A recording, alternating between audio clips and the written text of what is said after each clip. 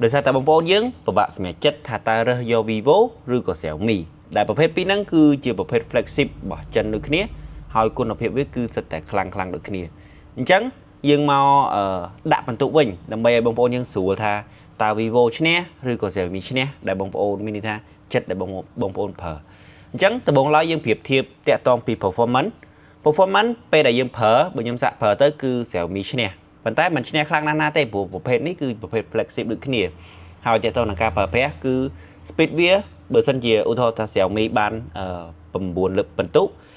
Vivo នេះបាន8បន្ទុកកន្លះអញ្ចឹងតាក់ទងនឹងការខុសគឺខុសគ្នាអត់ច្រើនទេគឺខុសគ្នាតិចមែនតើប៉ុន្តែបើសិនជាសួរថាមួយណាលឿនជាង Xiaomi លឿនជាងហើយមួយទៀតតាក់ទងនឹងការធានា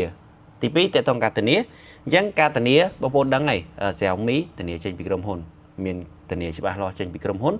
ហើយ Vivo នេះគឺអត់មានធានាទេគឺបើយើងទិញមកយ៉ាងច្រើនធានាអស់មួយអាទិត្យពីរអាទិត្យឬក៏3ខែអីហ្នឹងអស់ហើយធំអស់ប៉ុណ្ណឹងគឺអត់ធានាទៅដល់ឆ្នាំដូច Xiaomi ទេ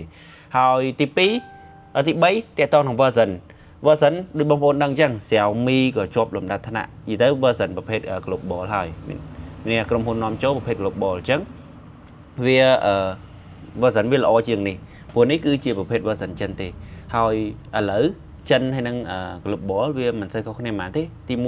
1 notification LED តែយើងអាចសេរីបានហើយទី2តាក់ទងពីការយើង search ការផ្សេងទៅវា link ទៅចិនអញ្ចឹងទៅឬក៏មាន app ចិនមានអីអញ្ចឹងទៅចំណុចទី4គឺជាកាមេរ៉ាអញ្ចឹងសម្រាប់កាមេរ៉ាពីរនេះបន្ទុកខ្ញុំឲ្យលើ10លើ10លើ Vivo និង9លើ10លើ Xiaomi អញ្ចឹងប្រភេទពីរហ្នឹងគឺមិនមែន Xiaomi ថតអត់កើតទេ Xiaomi ថតកើតប៉ុន្តែបើសិនជាយើងឲ្យថាល្អហ្មងគឺ Vivo ល្អជាងពីព្រោះដោយសារតែខ្ញុំជាអ្នកជួយចិត្តថតរូបអញ្ចឹងសំបីសកម្មភាពណាមួយដែលឃើញស្អាតឬក៏អីគឺខ្ញុំកាន់ថតរហូតអញ្ចឹង Vivo គឺល្អជាងស្រួលប្រើជាងនិងអត់សាំញ៉ាំនឹងការប្រើប្រាស់ទេប៉ុន្តែ Xiaomi ពេលខ្លះចង់ឲ្យបានស្អាតគឺត្រូវសេរីប៉ុន្តែបើសួរថាស្អាតអត់ស្អាតដូចគ្នាមានន័យថាបើបន្ទុកនេះបាន10នេះបាន9គឺមិនមែនអន់ខ្លាំងទេប៉ុន្តែគ្រាន់តែវាស្ទើរជាង Vivo បន្តិច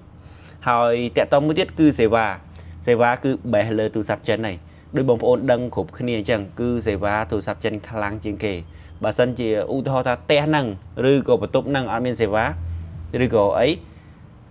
ប្រភេទ Vivo នេះគឺមានសេវាមាន1កម្មឬក៏2កម្មឬក៏និយាយទៅដឹងថា